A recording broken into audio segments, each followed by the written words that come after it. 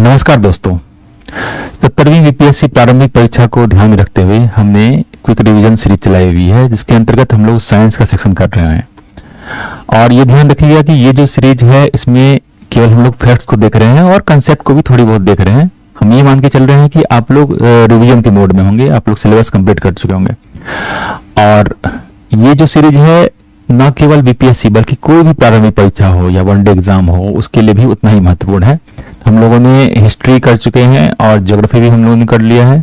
अभी हम लोग कर रहे हैं साइंस। साइंस में आज हम बात करेंगे जो हमारा डाइजेस्टिव सिस्टम है, मतलब कि पाचन तंत्र।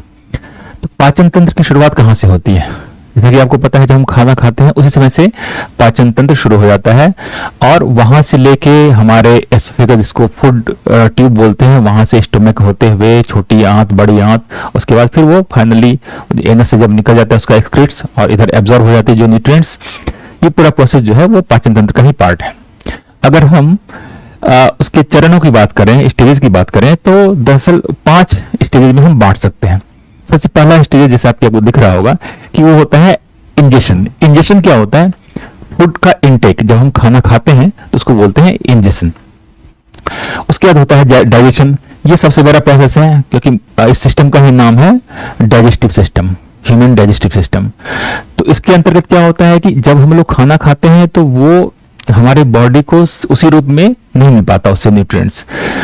वो डाइजेशन के थ्रू अलग अलग ऐसे न्यूट्रिएंट्स में वो बदल जाते हैं जो हम खाना खाते हैं, जो हमारे बॉडी एसिमुलेट कर सके, हमारे बॉडी को वो लग सके। तो ये प्रोसेस ही डाइजेशन कहलाता है। उसके लिए अलग अलग चरण है, उसमें भी वो हम लोग बात करेंगे। तीसरा जो आता है वो एब्जॉर्प्शन का होता है। जब हम लोग खाना खाए, एसिमुलेट हुआ, उसके बाद डाइजेस्ट हो चुका है वो, उसके बाद क्या करता है वो हमारा जो ब्लड है उसको एब्जॉर्ब करता है, उसके न्यूट्रिएंट्स को, और अलग अलग शरीर के अलग अलग हिस्सों में वो पहुंचाता है। तो ये जो है ये एब्जॉर्प्शन के थ्रू होता है। और एक विली नाम की संरचना होती है छोटी आंत में, इंटेस्टाइन में, उसके थ्रू ये एब्जॉर्प्शन का काम होता है। उसके बाद एसिमिलेशन होता है। एसिमिलेशन में क्या हुआ कि जो बॉडी को जो न्यूट्रिएंट्स मिला ब्लड के थ्रू, उसको वो लोग अपना एब्जॉर्ब किए, अलग अलग कामों के लिए उसको यूज करने लगे। तो वो हमारा हो गया एसिमिलेशन। और फाइनली डिफेकेशन होता है। न्यूट्रिएंट्स के अलावा जो अपशिष्ट पदार्थ हैं, जो अपशिष्ट हैं, वेस्ट मटेरियल, वो जो निकलता है एनस के थ्रू, वो फाइनली उसी को कहा जाता है डिफेकेशन। इसी प्रोसेस को हम लोग आज पढ़ेंगे। चलिए अब देखिए, मैं बताया कि इंजेशन में क्या होता है कि फूड का इनटेक होता है। तो यही दिखाया गया इस डायग्राम में कि फूड का इनटेक हो रहा है और यहीं से डाइजेशन की प्रक्रिया शुरू होगी। और इसमें सबसे पहले ये जान लिया कि मुंह में हमारे बहुत तरह के लार, जानते ही होंगे, लार होता है, सैलिवा कहते हैं उसको। तो सैलिवरी ग्लैंड्स होते हैं मुंह में। ये देखिए सैलिवरी ग्लैंड्स होते हैं। 3 तरह के मेनली ग्लैंड होते हैं। सबसे पहला जो है वो सबलिंगुअल ग्लैंड होता है, जो कि जीभ के जस्ट नीचे होता है, सबलिंगुअल ग्लैंड। दूसरा जो है वो सबमैंडिबुलर ग्लैंड, जो कि जॉ के नीचे होता है।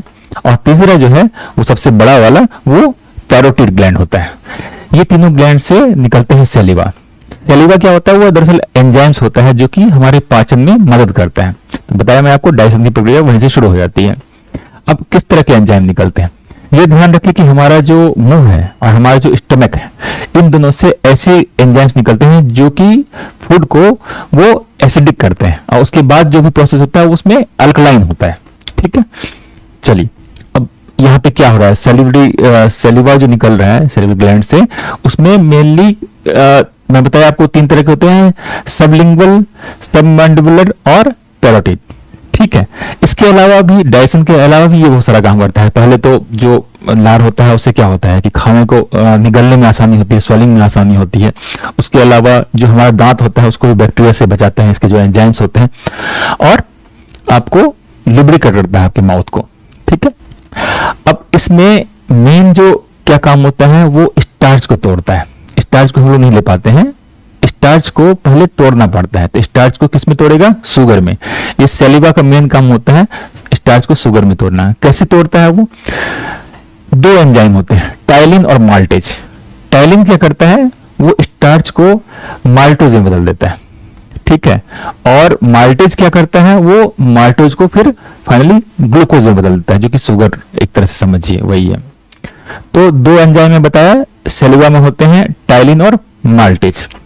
कुछ फैक्ट्स हैं जैसे कि ह्यूमन बॉडी जो है प्रत्येक दिन लगभग 1.5 लीटर के आसपास लार छोड़ता है।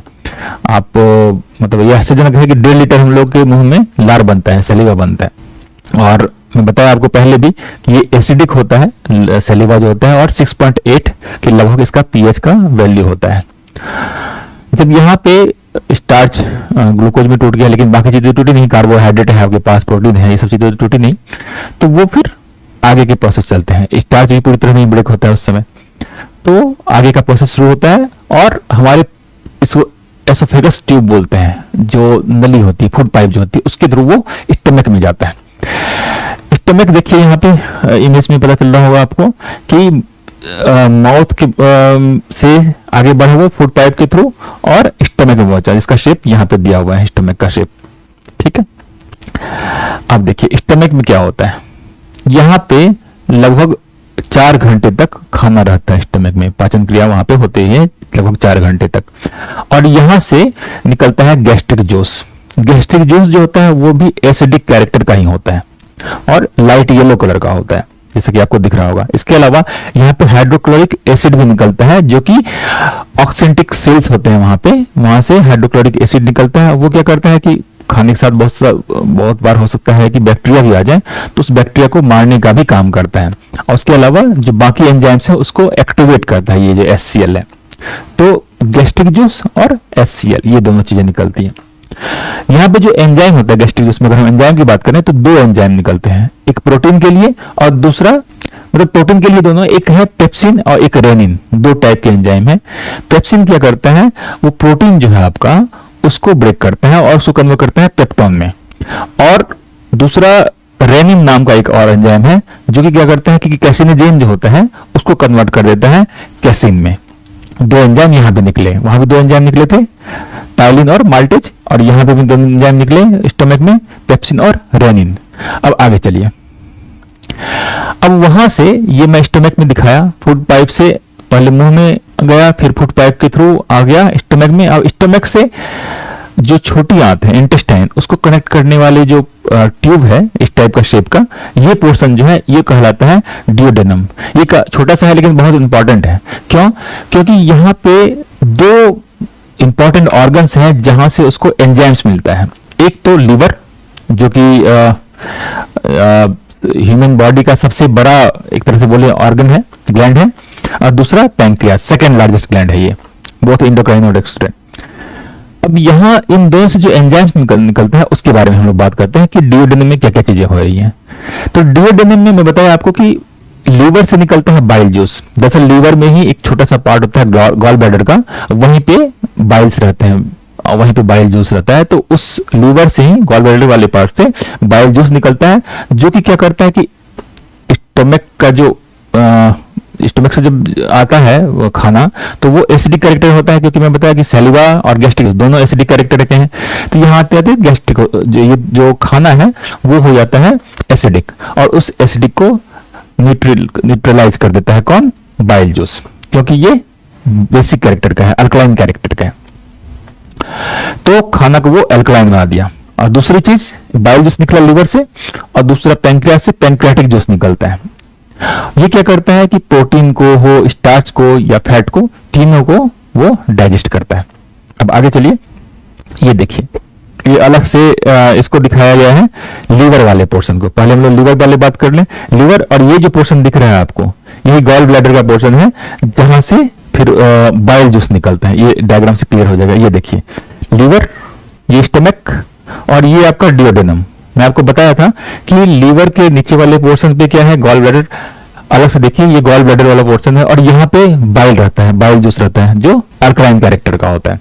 अब यहाँ से रिफ्लेक्स एक्शन के द्वारा, इसके थ्रू, बाइल डक्ट के थ्रू, वो कहाँ मिलता है? डियोडेनम में। अब डियोडेनम में बताया कि 2 चीजें मिल रही है, एक लीवर से बाइल जूस और एक पैंक्रियास से पैंक्रियाटिक जूस। दोनों मदद कर रहे हैं पाचन में, डाइजेशन में। होता क्या है, लीवर के बारे में थोड़ी जानकारी ले लीजिए। लीवर एक्चुअली बहुत इंपॉर्टेंट है हमारा ऑर्गन। ये लार्जेस्ट ग्लैंड है, लगभग 1.5 से 2 किलो का होता है ये ग्लैंड, और इसी में से बाइल निकल रहा है, बाइल जूस निकल रहा है। पाचन के अलावा भी इसका बहुत सारा काम है। एक तो समझ लीजिए कि ये जो एक्सक्रीट्स हैं उसको भी निकालता है, जैसे एमिनो एसिड्स होते हैं उसको अमोनिया में कन्वर्ट करता है और फाइनली उसको यूरिया में कन्वर्ट करके जो किडनी में होता है उसके थ्रू, यूरिन के थ्रू बाहर निकाल देता है ये। तो ये एमिनो एसिड को अमोनिया और फाइनली यूरिया में कन्वर्ट करने का काम करता है। दूसरी चीज, बहुत चीजों को स्टोर करके भी रखता है, जैसे हमारे शरीर में अगर ग्लूकोज गया, एक्स्ट्रा अगर ग्लूकोज है तो वो अपना स्टोर करके रखता है कि समय पे वो काम आ जाए। तो क्या करता है, जैसे कि ग्लूकोज को ग्लाइकोजन में ये कन्वर्ट कर दिया, पहले एक्सेस अगर ग्लूकोज आया आपकी बॉडी में तो उसको ग्लाइकोजन में कन्वर्ट कर दिया और अपने पास स्टोर कर लिया। जब भी आपको कार्बोहाइड्रेट की कमी हुई तो ये क्या करता है कि उस ग्लाइकोजन को फिर वो ग्लूकोज में, ग्लाइकोजन की प्रोटीन है तो प्रोटीन को एक तरह से ग्लूकोज में कन्वर्ट कर दिया। वो इस तरह से क्या करेगा कि ब्लड शुगर को भी रेगुलेट कर रहा है। अगर कम आ रहा है ग्लूकोज तो कोई दिक्कत नहीं है, अगर ज्यादा आ रहा है तो उसको ग्लाइकोजन प्रोटीन में कन्वर्ट कर दिया और प्रोटीन को फिर बाद में यूज कर लिया जब उसको कमी पड़ी। तो ब्लड शुगर को लीवर कंट्रोल करता है, इसलिए लीवर फंक्शन बहुत जरूरी है। दूसरा, अगर फैट की कमी पड़ जाए तो वो कार्बोहाइड्रेट को भी फैट में कन्वर्ट कर सकता है। तो दोनों बहुत इंपॉर्टेंट इसके पार्ट है। इसके अलावा क्लॉटिंग में, इसमें भी बहुत काम आता है। इसमें दरअसल दो तरह के इसमें प्रोटीन पाए जाते हैं, एक फिब्रिनोजेन और दूसरा हार्पिन। फिब्रिनोजेन और हार्पिन। फिब्रिनोजेन क्या करते हैं, मैं पहले बताया, ब्लड के वाले टॉपिक में बताया था मैं आपको कि फिब्रिनोजेन जो है वो ब्लड को क्लॉट करने में मदद करता है। और उसका उल्टा समझ लीजिए, ये जो हेपेरिन है वो क्या करता है कि क्लॉटिंग को उल्टा करता है, मतलब कि वो क्लॉटिंग नहीं होने देता है। दोनों चीज बॉडी में जरूरी है। अगर तुरंत क्लॉट हो जाएगा ब्लड के अंदर ही, अगर मान लीजिए वेंस के अंदर ही क्लॉट होने लगे ब्लड, या आर्टरी के अंदर ही ब्लड क्लॉट होने लगे, तो क्या होगा कि खून का प्रवाह ही रुक जाएगा, ऑक्सीजन नहीं मिलेगा बॉडी को, डेथ हो सकता है। तो हेपेरिन क्या करता है, वो प्रोहिबिट करता है, रोकता है क्लॉटिंग को, और फिब्रिनोजेन जो है वो सपोर्ट करता है क्लॉटिंग को। ये दोनों कहाँ पे मिलते हैं, ये मिलते हैं लीवर में। इसके अलावा मैं आपको ब्लड वाले क्लास में बताया था कि आरबीसी हो, रेड ब्लड सेल्स, या डब्ल्यूबीसी हो, या प्लेटलेट्स हो, सबका जो डेथ होता है ना वो लीवर में ही होता है, डिस्ट्रॉय कर, पुराने रहते हैं वो डिस्ट्रॉय होते जाता है, तो लीवर में उसका डेथ भी होता है। इसके अलावा मैं बताया कि ग्लूकोज को तो स्टोर करता ही है, कार्बोहाइड्रेट को स्टोर करता ही है, इसके अलावा मिनरल्स को भी स्टोर करता है, आयरन को जैसे हो गया वो स्टोर कर लेता है, कॉपर को स्टोर कर लेता है, विटामिन्स को स्टोर करके रखता है। तो ये बहुत इंपॉर्टेंट है। इसके अलावा बॉडी टेम्परेचर को भी वो कंट्रोल करता है लीवर जो है। एक और है, अक्सर क्वेश्चन पूछते हैं कि जो किसी की अगर डेथ हो गई है फूड पॉइजनिंग से, तो जब पोस्टमार्टम होता है तो ये इंपॉर्टेंट होता है, लीवर का टेस्ट करके ये पता करा जा सकता है कि किसी की डेथ फूड पॉइजनिंग से हुई है या नहीं। ठीक है, अब आगे बात करते हैं हम लोग पेंक्रियाज की। लीवर से हमारा बाइल जूस आ गया, अब हम लोग पेंक्रियाज से पेंक्रियाटिक जूस निकालेंगे। उससे पहले थोड़ा सा बाइल जूस के बारे में और जान जाइए कि बाइल जूस जो होता है ये येलोइश कलर का होता है और अल्कलाइन नेचर का होता है, लगभग 7.7 के आसपास, 7.6 के आसपास इसका पीएच वैल्यू होता है। और इसमें 85% जो होते हैं वो वाटर होता है बाइल जूस में, और सिर्फ 12% बाइल पिगमेंट्स होते हैं। इसके अलावा क्या क्या काम है उसका बाइल का, जैसे आपको दिख रहा होगा, एक तो मैं बताया कि जो फूड आ रहा है स्टोमक से वो होता है एसिडिक, उसको अल्कलाइन बनाना, क्योंकि ये अल्कलाइन नेचर का होता है। अल्कलाइन बनाने से क्या होता है कि पेंक्रियाटिक जूस फिर उस पर काम कर पाता है। इसके अलावा जो हार्मफुल बैक्टीरिया है उसको भी खत्म करता है, ये फैट को इमल्सिफाई करता है, ब्रेक करता है, और जो बॉल मूवमेंट होता है जो डाइजेशन के लिए जरूरी है वो मूवमेंट हो ना, अदरवाइज तो डाइजेशन हो ही नहीं पाएगा, पच नहीं पाएगा वो, तो वो मूवमेंट को वो एक्सेलरेट करता है। इसके अलावा विटामिन के एब्जॉर्प्शन में काम देता है, और फैट सोल्यूबल जो विटामिन हैं उसको भी एब्जॉर्प्शन में मदद करता है। कौन? Bile juice. और इसी बाइल जूस में बाइल जो डक्ट है, जैसे मैं आपको दिखाया था एक डायग्राम, ये जो बाइल डक्ट है अगर यहाँ पे कुछ अवरोध आ जाए, कुछ ब्लॉकिंग हो जाए, तो वो येलो कलर का मैं बताया था, वही येलो जो है ब्लड में आने लगता है और आपको पीलिया हो जाता है, जॉन्डिस हो जाता है।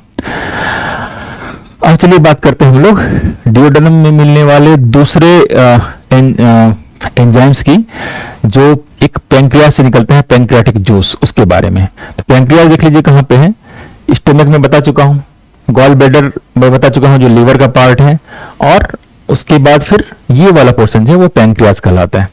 और ये पैंक्रियास जो है ये भी बहुत इंपॉर्टेंट ऑर्गन है, ये सेकंड लार्जेस्ट ग्लैंड है। ये देखिए ये डिओडेनम है, स्मॉल इंटेस्टाइन का पार्ट, वहां पे सिक्रेशन होता है पैंक्रियाटिक जूस का। अब देखिए इसमें क्या क्या चीज होती है, मैं बताया आपको कि सेकंड लार्जेस्ट ग्लैंड है। इसके अलावा ये इंडोक्राइन हो या एक्सोक्राइन हो, दोनों में हार्मोन्स भी निकलते हैं पैंक्रियास से, ठीक।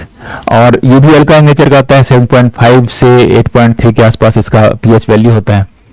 इसके अलावा क्या है कि इसमें पानी की मात्रा कम होती है, उसमें बताया कि 85% पानी होता है। बाइल जूस जो होता है उसमें बाइल पिगमेंट 22% होते हैं, 85% उसमें क्या होते हैं पानी होता है। लेकिन इसमें देखिए पानी की मात्रा मात्र 9.8%। उसके अलावा एंजाइम्स और साल्ट भी होते हैं।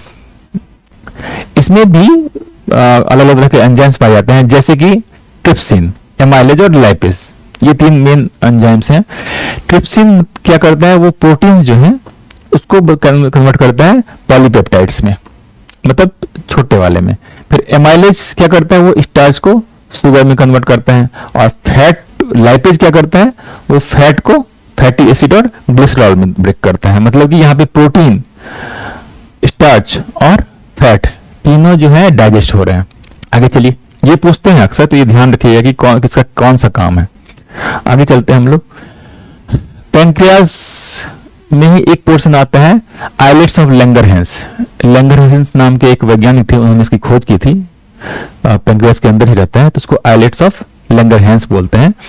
और यही आइलेट्स ऑफ लैंगरहैंस में से रिलेटेड है इंसुलिन। दरअसल आइलेट्स ऑफ लैंगरहैंस में 3 तरह के सेल मिलते हैं, बीटा सेल, अल्फा सेल और डेल्टा सेल। बीटा सेल में ही होता है इंसुलिन, वहीं से सिक्रेशन होता है इंसुलिन का। और अल्फा सेल से ग्लूकागॉन का और डेल्टा सेल से सोमैटोस्टेटिन का। ये तीनों जो हैं, जैसे इंसुलिन क्या करता है आपको पता ही होगा, इंसुलिन का इंजेक्शन कब लेते हैं, जब आपको ब्लड शुगर हो जाए, मधुमेह जिसको बोलते हैं, डायबिटिक अगर आप हो जाए तो लेना पड़ता है इंसुलिन का। तो इंसुलिन का बहुत बड़ा योगदान है ब्लड शुगर को कंट्रोल करने में। और इंसुलिन की खोज किसने की, ये 1921 ईस्वी में बेंटिंग और बेस्ट नाम के 2 वैज्ञानिक थे, उन्होंने इंसुलिन की खोज की। और अगर इंसुलिन आपको कम पड़ जाए तो क्या हो जाएगा, आपको डायबिटीज हो जाएगा आपको। और इंसुलिन अगर ज्यादा हो जाए तो हाइपरग्लाइसेमिया नाम की एक बीमारी होती है, वो हो जाता है जिसमें कि रिप्रोडक्टिव सिस्टम जो है, रिप्रोडक्शन के लिए कैपेबल नहीं हो पाता है इंसान। तो वो अगर आपके अंदर में अगर ज्यादा हो गया इंसुलिन तो उसके कारण होता है, कम हो गया तो ग्लूकोज डायबिटिक हो जाएंगे आप। आगे मैं और 2 चीजें बात किया था, ये तो बीटा सेल से निकला इंसुलिन। ग्लूकागॉन जो है वो अल्फा सेल से निकल रहा है, तो अल्फा वो किसमें क्या होता है कि ग्लाइकोजन को ग्लूकोज में कन्वर्ट करता है। और सोमैटोस्टेटिन ये क्या करता है कि जो एसिमिलेशन ऑफ फूड होता है उसको वो फास्ट करता है। आगे चलते हैं, अब आ जाइए स्मॉल इंटेस्टाइन में। फिर एक बार दिखाता हूं मैं, यहाँ पे ये स्टमक है, ये आपका कौन सा पोर्शन था, लीवर वाला पोर्शन, जहाँ की गॉल ब्लैडर था जो कि डिओडेनम में मिल रहा था। और यहाँ पे पैंक्रियास था आपका, उससे भी जूस डिओडेनम में आ रहा था, पैंक्रियाटिक जूस, और यहाँ से बाइल जूस। अब ये है स्मॉल इंटेस्टाइन, ये आपका इसमें पाचन क्रिया आपकी समाप्त हो जाती है, डाइजेशन वाला प्रोसेस एक तरह से यहाँ पे समाप्त हो जाता है। यहाँ पे निकलता है इंटेस्टाइनल जूस, ये भी अल्कलाइन है। स्टमक के बाद जहां भी हो रहा है वो अल्कलाइन नेचर का जूस निकल रहा है। और 2 लीटर लगभग डेली यहाँ पे अल्कलाइन जूस जो है, इंटेस्टाइन जूस जो है वो निकलता है। इसमें 5 तरह के एंजाइम्स होते हैं। सबसे पहला एरेप्सिन। एरेप्सिन क्या करता है, जो प्रोटीन वहां पे जो पहले प्रोटीन ऑलरेडी हो चुका है या कुछ बच गया मान लीजिए प्रोटीन, या पेप्टोन में जो कन्वर्ट हो चुका है, पेप्सिन ने क्या किया था, प्रोटीन को पेप्टोन में कन्वर्ट किया था। तो प्रोटीन बचा कुचा और पेप्टोन दोनों को कन्वर्ट करता है फाइनली वो एमिनो एसिड में। सुक्रेज क्या करते हैं, वो सुक्रोज को ग्लूकोज और फ्रुक्टोज में कन्वर्ट कर देता है। मतलब फाइनल जो स्मॉलेस्ट पार्ट होता है जो बॉडी एब्जॉर्ब कर सके उसमें वो कन्वर्ट कर रहा है। इस तरह लैक्टेज क्या करेगा, वो लैक्टोज को ग्लूकोज और गैलेक्टोज में कन्वर्ट कर देता है। लाइपेज जो इमल्सिफाइड फैट इमल्सिफाई हो चुका है ऑलरेडी, तो उस फैट को ग्लिसरॉल और फैटी एसिड में कन्वर्ट करता है। और फाइनली माल्टेज के बारे में बताइए, जो कि माल्टेज को वो ग्लूकोज में कन्वर्ट करता है।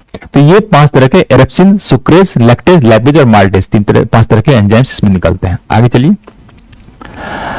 अब डाइजेशन की प्रक्रिया यहाँ पे समाप्त हो चुकी है। अब यहाँ पे एब्जॉर्प्शन करना है, तो स्मॉल इंटेस्टाइन में ही छोटी छोटी संरचनाएं आती दिख रहा होगा आपको इस तरह के, और ये क्या करता है, उसमें से न्यूट्रिएंट्स जो ब्रेक हुआ है उसको एब्जॉर्ब करना शुरू करता है। इसको बोलते हैं विली। ये छोटी आंत में ही होता है, इंटेस्टाइन में ही होता है।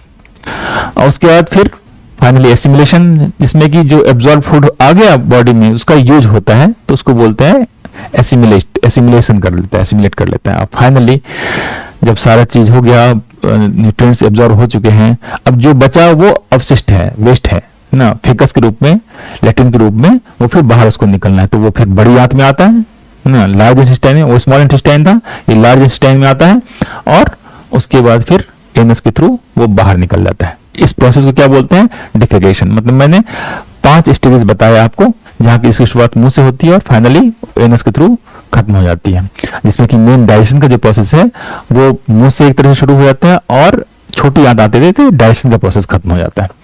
तो आज के इस क्लास में इतना ही, धन्यवाद।